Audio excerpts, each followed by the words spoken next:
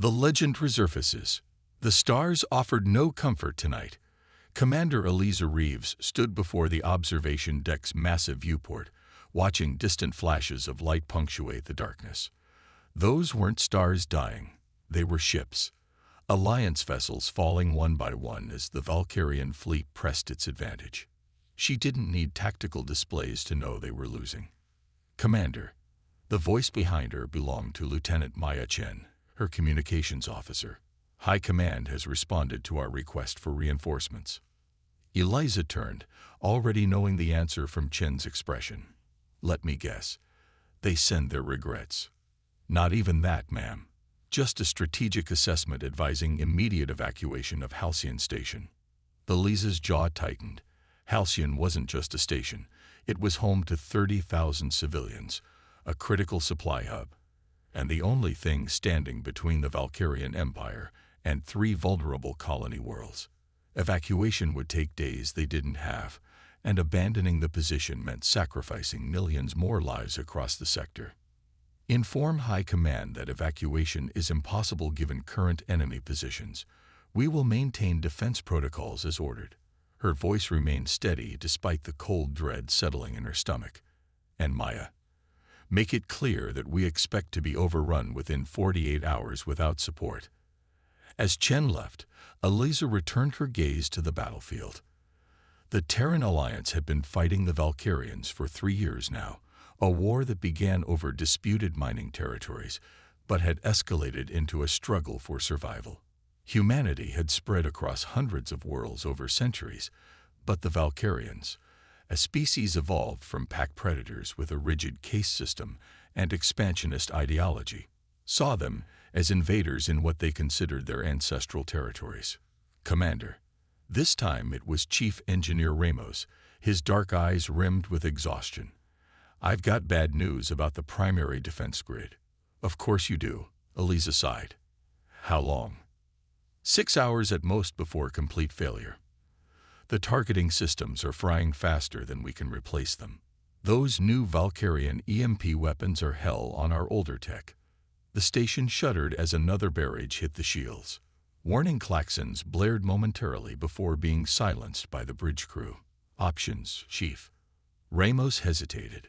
There's something, but you're going to think I've lost my mind. At this point, I consider a prayer to ancient gods, if you thought it would help. He gave a humorless laugh. Not far off.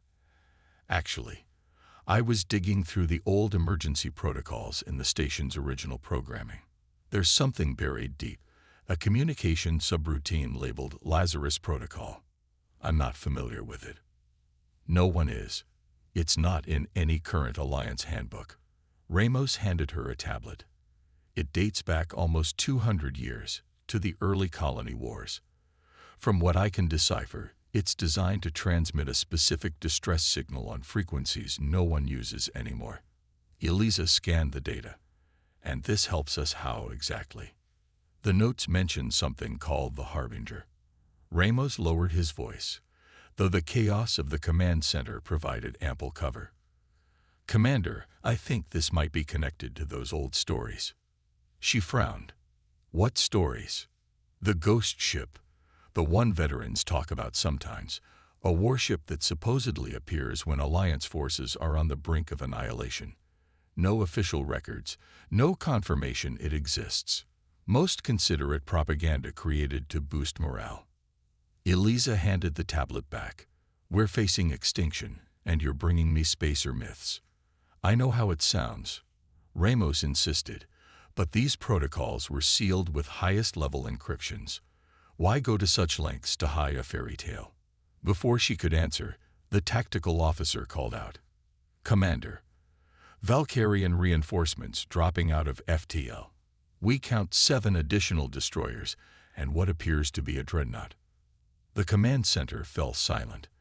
A Valkyrian dreadnought was more than a match for the station, even at full capacity.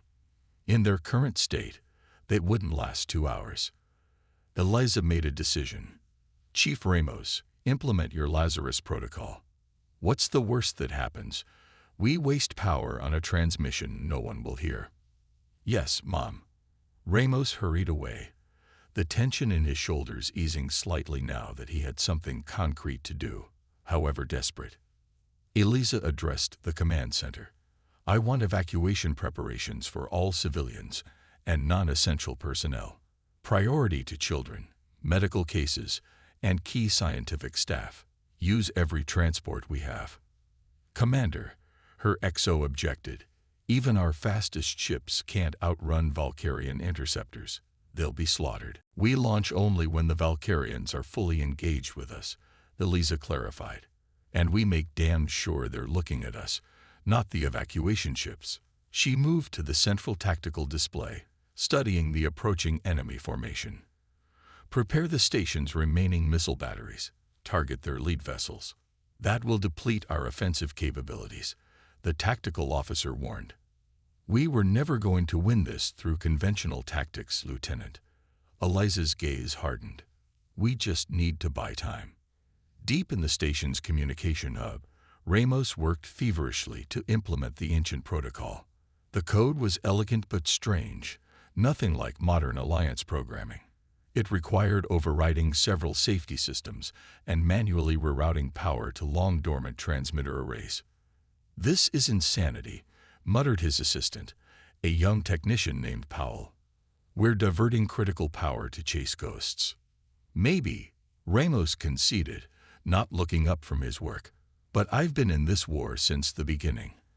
I've seen things, patterns in how battles unfold, strange coincidences in our victories. What do you mean?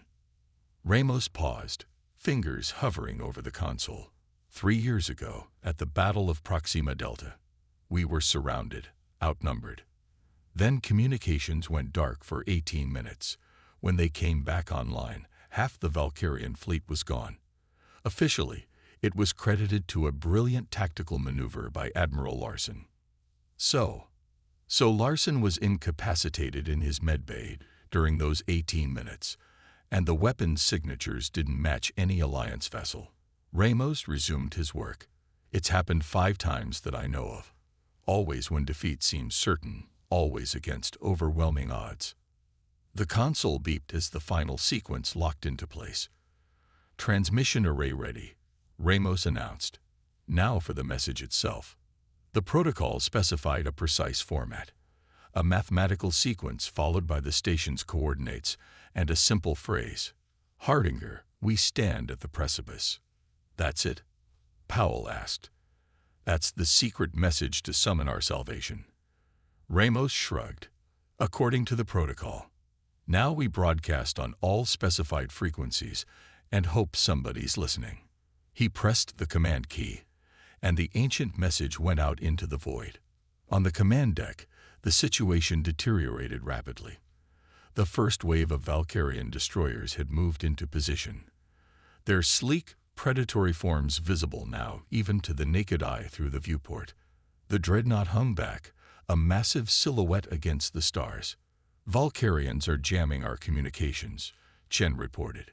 We've lost contact with the outlying defense platforms. Status of the evacuation? Eliza asked.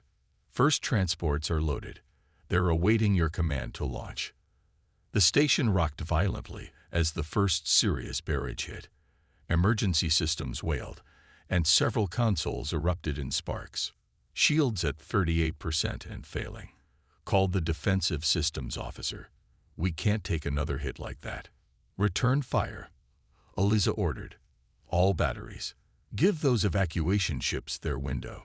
Halcyon Station's remaining weapons systems roared to life, unleashing a desperate fusillade against the approaching Valkyrian vessels.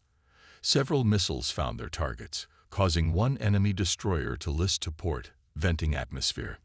Evacuation ships away, Chen confirmed, relief evident in her voice. Divert all power to forward shields, Eliza commanded. Focus our defense on the sector facing the dreadnought. The tactical display told a grim story. The evacuation ships were making progress, but it would be close. Too close.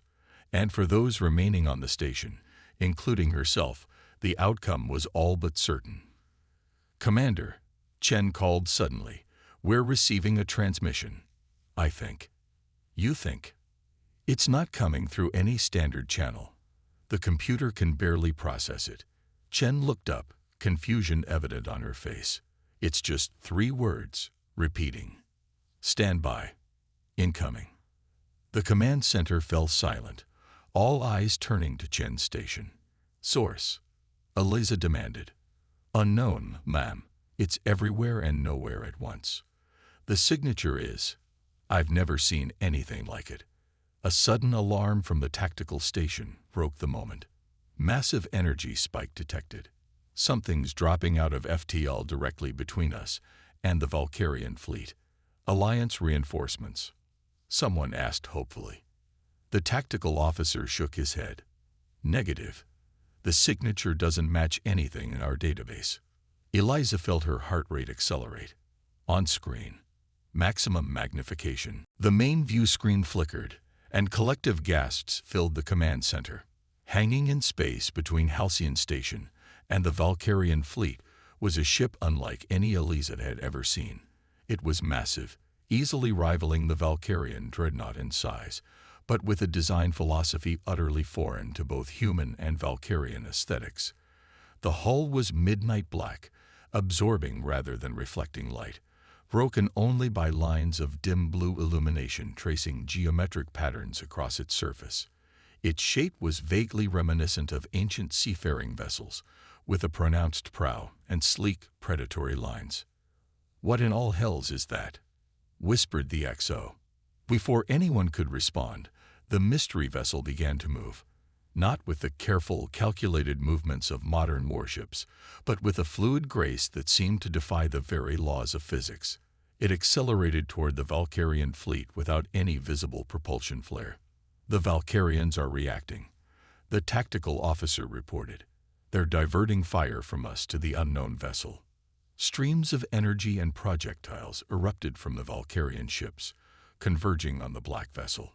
Eliza expected to see it erupt into a fireball under such concentrated fire. Instead, the attacks seemed to disappear as they approached, as if absorbed into the very hull. Then the mysterious ship responded. There was no warning, no energy buildup, no dramatic charge of weapon systems.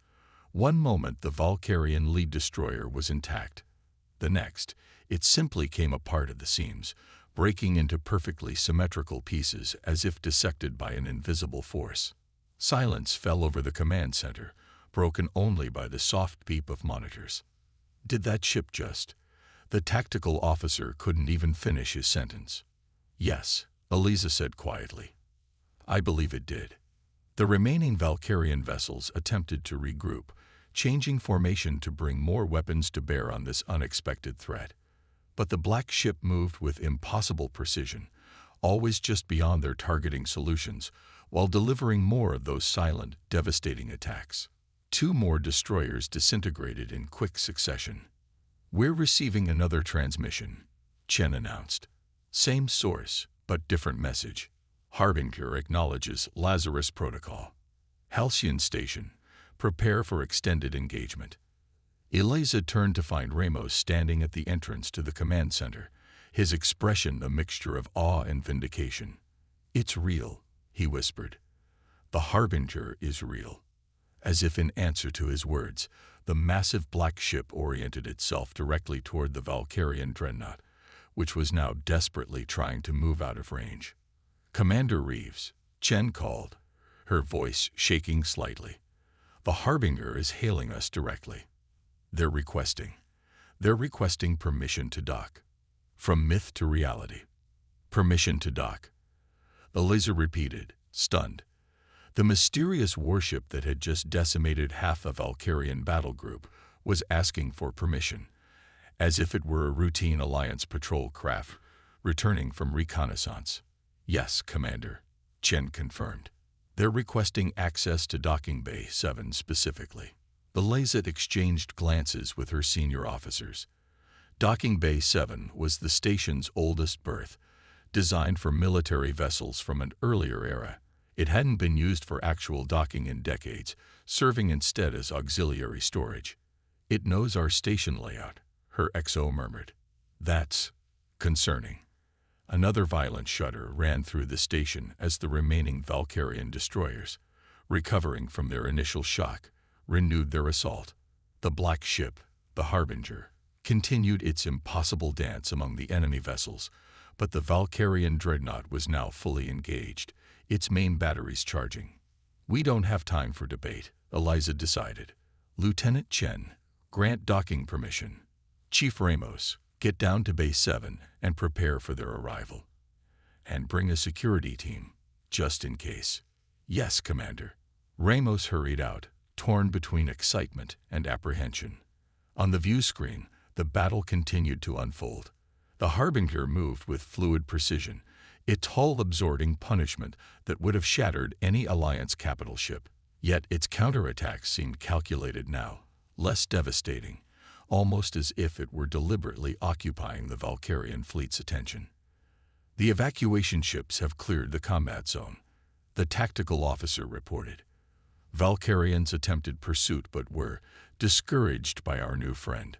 Harbinger is on approach to docking Bay 7, Chen added. "They've acknowledged permission and transmitted docking protocols. They're extremely old format, ma'am. Pre-unification war." Eliza frowned. The unification war had ended nearly 2 centuries ago, before humanity's first contact with alien species. "Patch the docking feed to the main screen. I want to see what we're dealing with." The view screen shifted to show the cavernous interior of docking Bay 7. Maintenance droids scurried about, clearing debris and activating long-dormant systems under Ramos' direction. The massive bay doors began to cycle open, emergency force fields containing the atmosphere. Through the opening, the Harbinger's sleek prow appeared, even more imposing up close. As more of the ship became visible, Eliza could see details obscured at a distance. The hull wasn't simply black, but composed of a material that seemed to shift and flow like liquid despite its obvious solidity. The geometric patterns of blue light pulsed with a subtle rhythm, almost like a heartbeat. "That's not Alliance construction," the XO observed unnecessarily. "I'm not even sure that's human construction." The ship completed its docking sequence with uncanny precision, settling into the berth as if it had done so 1,000 times before. For a moment, nothing happened. No docking ramps extended, no airlocks aligned. Then, without warning, a section of the hull simply dissolved, revealing an opening. Light spilled out, not the harsh functional illumination of military vessels, but a soft blue glow that matched the patterns tracing the hull. "Security team is in position," Chen reported, relaying information from Ramos. "Standing by." From the opening emerged 3 figures. The feed quality made details difficult to discern, but they appeared to be wearing some form of armor or environmental suits, sleek and black, like the ship itself. They descended to the deck with measured steps. "Magnify," Eliza ordered. The image zoomed in on the lead figure, who had removed their helmet to reveal. "They're human," Chen whispered. Indeed, the face that looked back at the security cameras was unmistakably human. A woman with dark skin, close-cropped silver hair, and eyes that reflected the same blue luminescence as the ship. Her expression was calm, almost serene. "This is impossible," the XO muttered. "That ship uses technology centuries beyond our current capabilities." "I need to be down there," Eliza decided suddenly. "XO, you have the con. Maintain defensive posture and continue monitoring the Valkyrian fleet. I'm going to meet our rescuers." By the time Eliza reached docking Bay 7, Ramos and the security team had already established uneasy communication with the visitors. The 3 figures stood calmly before their ship, making no threatening moves but also showing no inclination to come further into the station. Ramos turned as Eliza approached, his expression difficult to read. "Commander, may I present Captain Imani Rhodes of the Terran vessel Harbinger." The silver-haired woman inclined her head slightly. "Commander Reeves, your station is in grave danger. The Valkyrian dreadnought carries a singularity weapon capable of collapsing this entire region of space. My ship can neutralize this threat, but we require direct interface with your command systems." Her voice was melodious but oddly cadenced, as if standard English were not her native tongue despite her perfect pronunciation. "You seem to know a great deal about us," Eliza observed, "while we know nothing about you. The Harbinger is a myth, a story told to boost morale. Yet here you are, with technology that makes our most advanced vessels look primitive by comparison." Captain Rhodes smiled faintly. "Myths often have foundations in truth, Commander. The Harbinger was commissioned 273 years ago, during the final days of the Unification War. It was the first and only vessel of the Lazarus Project, an attempt to create the ultimate safeguard for humanity." "That's impossible," Ramos interjected. "No ship from that era could still be operational, let alone possess the capabilities we've witnessed today." "The Harbinger was designed to evolve," Rhodes explained. "Its hull is composed of self-repairing nanomaterials incorporating both organic and inorganic components. Its computational systems learn and adapt. In many ways, the ship you see today bears little resemblance to the one that first left Earth's orbit, yet in purpose it remains unchanged." "And what purpose is that?" Eliza asked. "To ensure humanity's survival against extinction-level threats." Rhodes's expression grew solemn.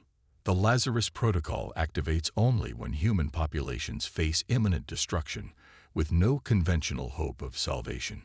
It has been activated 7 times in the past 2 centuries." The station shuddered violently, reminding them all of the ongoing battle. Emergency klaxons blared momentarily. "The dreadnought is moving into firing position," one of Rhodes's companions reported, a tall man with features suggesting East Asian ancestry. "We have 14 minutes before weapon deployment." Rhodes turned back to Eliza. "Commander, I understand your caution, but time is critical. The Harbinger requires access to your command systems to coordinate defensive measures. Without this, we cannot guarantee the station's survival." Eliza studied the woman carefully.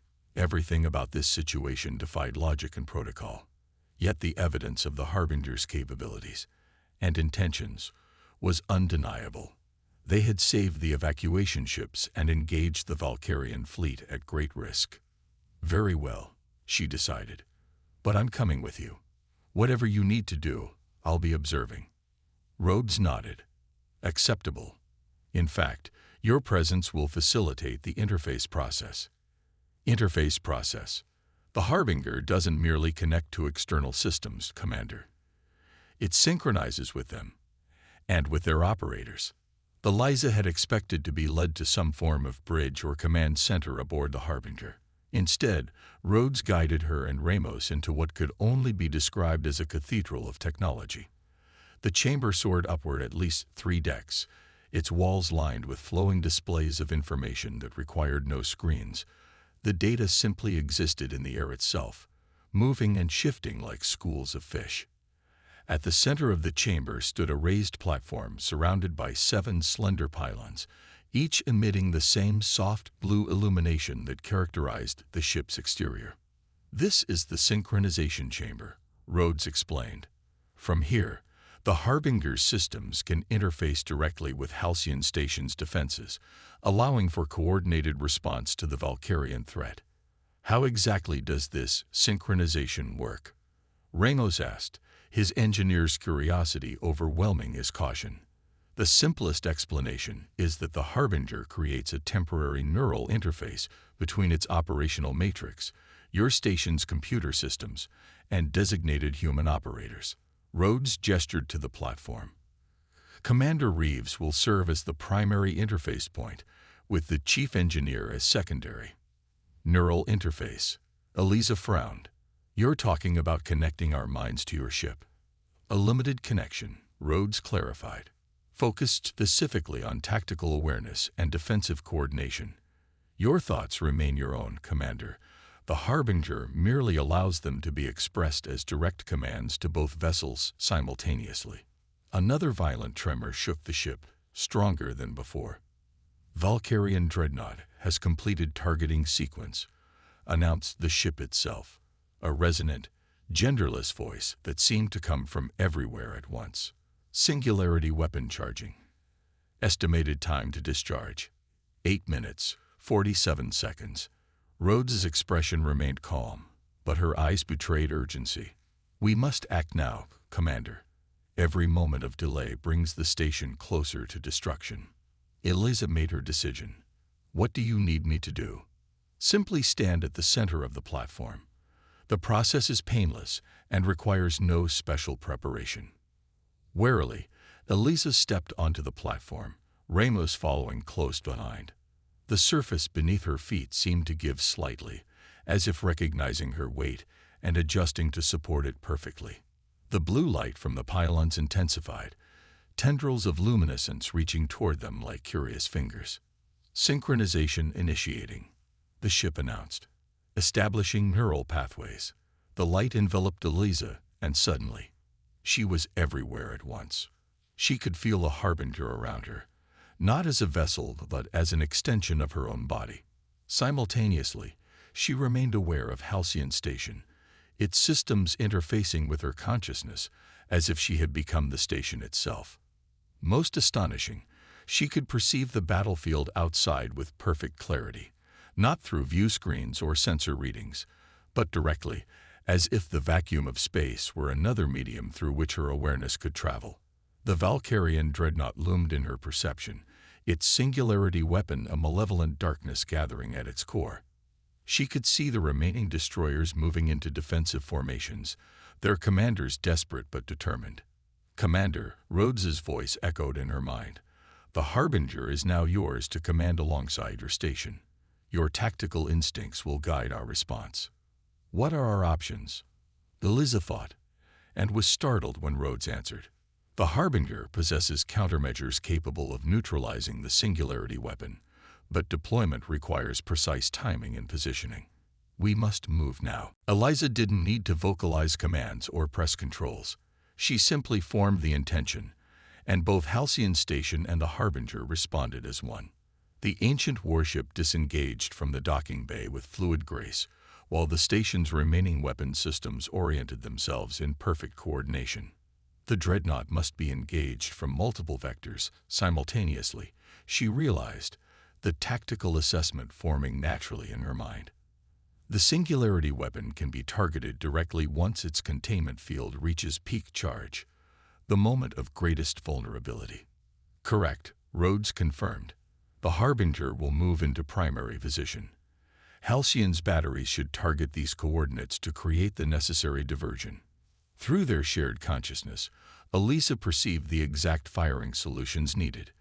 The station's weapons, previously ineffective against Valkyrian shields, now found gaps in coverage that sensors alone could never have detected.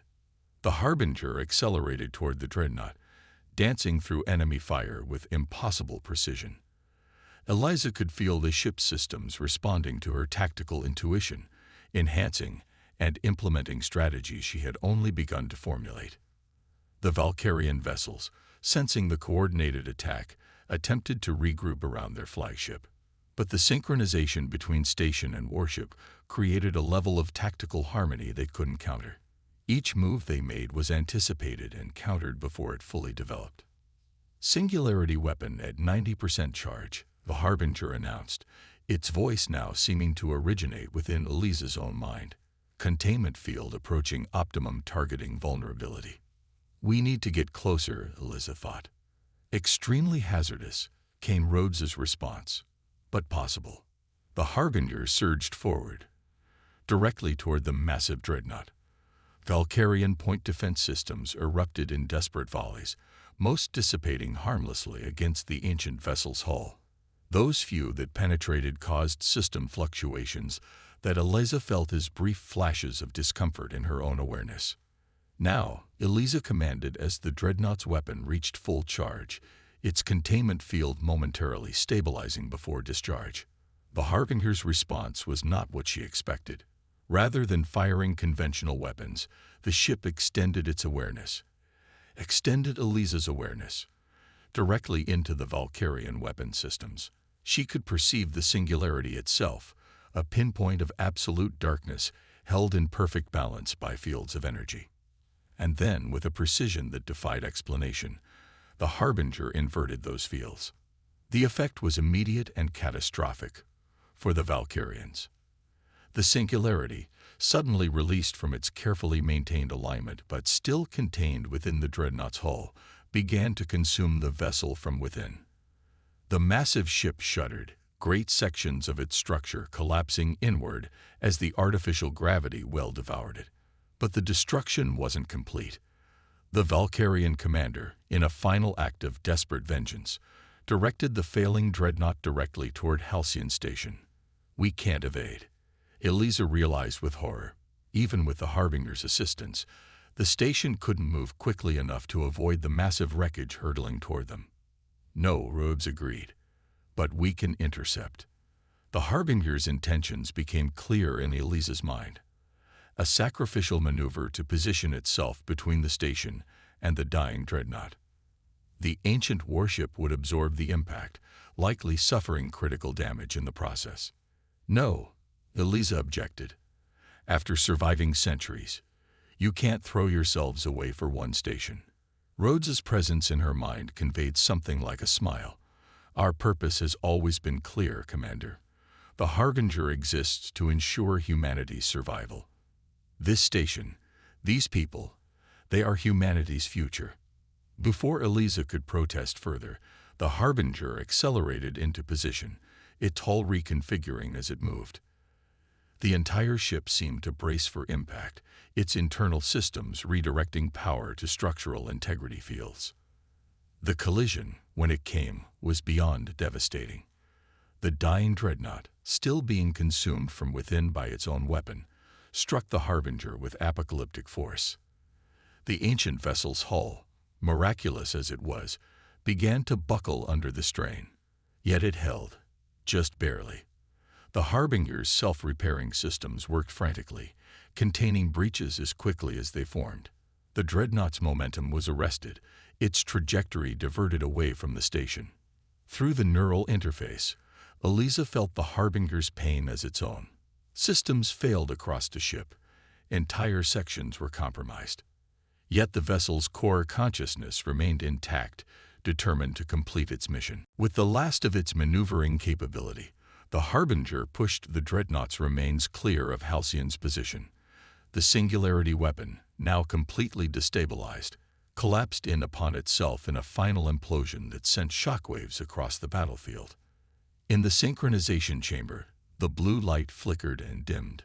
Eliza felt the neural connection weakening as the Harbinger's systems diverted all remaining power to basic survival functions. "Commander," Rhodes's voice came faintly now. "The threat has been neutralized. Your station is safe, but your ship will regenerate in time. The Harbinger has survived worse." There was a quality to Rhodes's mental voice that Eliza couldn't quite identify, something between pride and weariness. "We will retreat to deep space to recover. Decades may pass before the Lazarus Protocol activates again." "Will we see you again?" Eliza couldn't help asking. "Perhaps, if humanity has need." Rhodes's presence began to fade from her mind. "Remember, Commander, the Harbinger is not merely a ship. It is a promise made by your ancestors, that humanity will not face extinction alone." The neural connection dissolved completely, leaving Eliza standing on the platform in sudden, disorienting isolation. Beside her, Ramos staggered slightly, equally affected by the abrupt disconnection. "We need to get off this ship," Eliza realized aloud. "It's initiating emergency protocols." They barely made it back to the station before the Harbinger disengaged from the docking bay. Its hull, severely damaged and barely maintaining structural integrity, seemed to shimmer as if struggling to remember its proper form. From Halcyon's command center, they watched as the legendary vessel limped away from the battlefield. The remaining Valkyrian ships, witnessing the destruction of their flagship, had already begun retreating, their appetite for conquest temporarily sated by the demonstration of power they had witnessed. "Commander," Chen called from her station, "Alliance reinforcements have finally responded. 3 battle groups are en route, ETA 4 hours." Eliza nodded, barely hearing the words. Her gaze remained fixed on the departing form of the Harbinger as it prepared to jump to FTL. Should I inform them about what happened here? Chen asked hesitantly. For a long moment, Eliza considered the question. The Alliance would demand explanations, reports, data. They would want to study the Harbinger, perhaps even attempt to capture it for reverse engineering. No, she decided finally. Report that we were assisted by an unidentified vessel that departed after the engagement. Mark all logs regarding the Harbinger as classified under my personal authority. Ma'am. Chen looked confused. The Harbinger has protected humanity for centuries by remaining a legend, Eliza explained softly. The least we can do is preserve that legend a while longer. As if in response to her words, the damaged warship pulsed once with brilliant blue light, a farewell, or perhaps an acknowledgement. Then, defying its grievous injuries, it vanished into FTL, leaving behind only rumors and whispers of a ghost ship that came when all hope was lost, and the promise that it would come again, should humanity stand at the precipice once more.